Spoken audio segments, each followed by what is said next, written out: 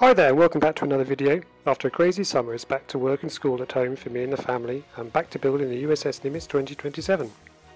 It's been quite a while since I last spent some bench time on the Nimitz, so if you'd like to stay up to date with my progress, make sure you click on that subscribe button and enjoy the video, give it a thumbs up. So where did we leave off? Well, back in April last year I finished the scratch-built interior hangar bay that you can see here, which was a lot of fun to do but had its own challenges. The next step was to fill that hangar bay up with some real aircraft.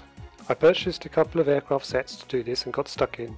I'd learned a few tricks after building, painting, decaling and weathering nearly 60 aircraft between my Intrepid and Wasp builds over the last few months, so thankfully construction wasn't as laborious as I thought.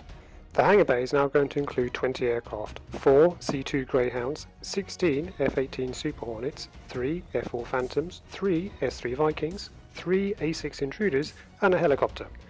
Then there's the various support vehicles, cranes, tractors, oxygen tanks and any other little bits and pieces I have in the spares box. Of all the aircraft I've built so far, the ones I've enjoyed building the most were the 3 F-4 Phantoms, 2 of which have open canopies and photo etch ladders, not to mention countless decals.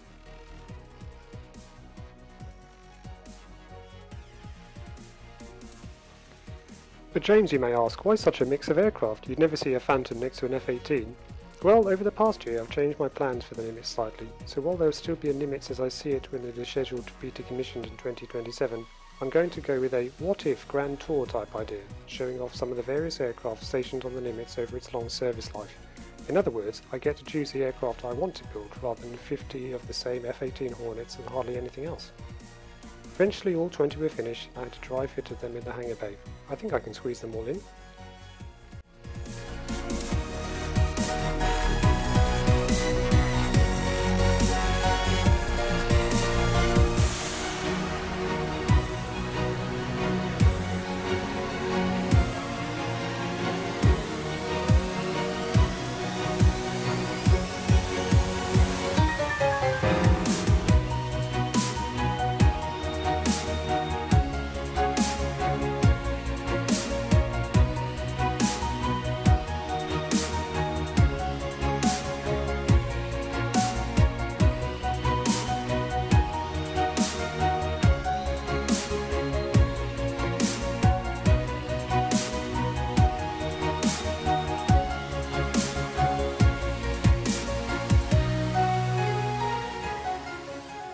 I'm working on the support vehicles now and will share these in the next update.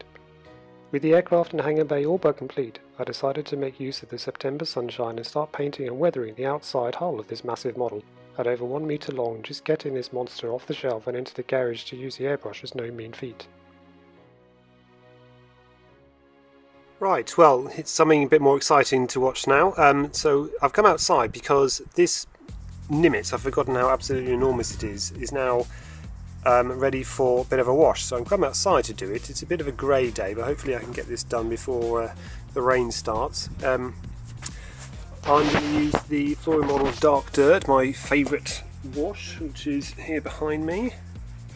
Yeah, so use some of this to go across all of the hull sides, on both sides, and the bow and the stern, and give it a wash over, and then give it a rub down, and hopefully that'll start to make a bit of a difference, and it's time to get cracking.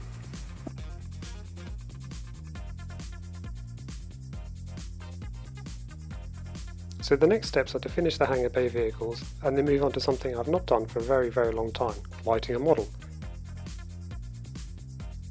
The last time I tried this on my USS Scout Destroyer kit bash, I ended up burning my hand on a soldering iron, and yes, this hurt just about as much as you're probably thinking.